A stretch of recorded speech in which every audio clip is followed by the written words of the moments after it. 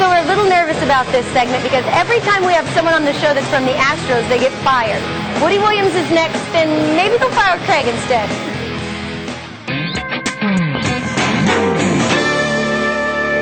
As promised, Woody Williams, the fine pitcher of the Astros, is with us. It's been a tumultuous season for you guys, and maybe you in particular. I remember talking to you early. First of all, welcome. Thank you.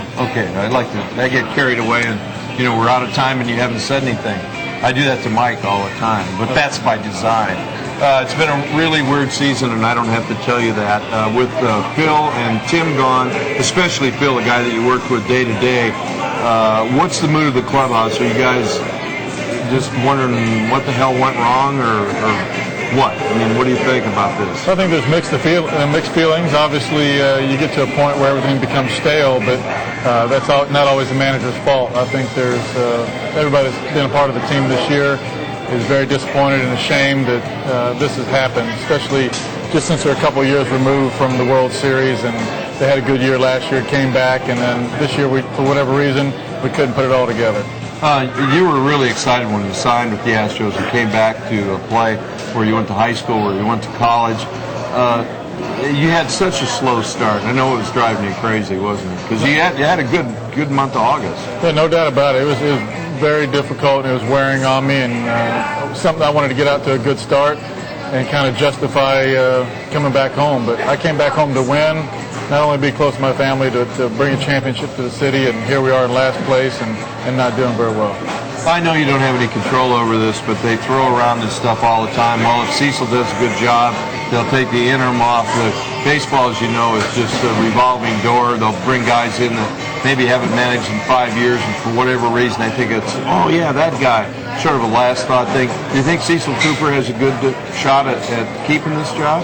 It's hard to say, especially after one day and the way it went yesterday and losing 7-0 on his debut. It's something we wanted to get out to a good start and kind of re-excite the city somewhat the last month of the season. I know they've been sticking with us the whole season, and it's kind of been disappointing for us to know we've let them down as well. Baseball's so much different than other sports in that if a new guy comes in, and Drayton McLean says he wants enthusiasm, he wants intensity, he wants all this, I'm thinking, okay, that works maybe in a football locker room or when you're doing the 1, 2, 3 rockets.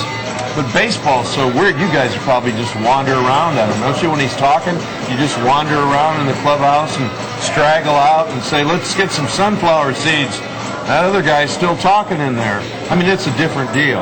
It is a different deal, but, it is the boss speaking, and you do listen. But the thing about it is that there's guys that are comfortable, there's guys that have been around and expect to win, and for whatever reason, this year, the way things have gone, we just haven't been able to put it together.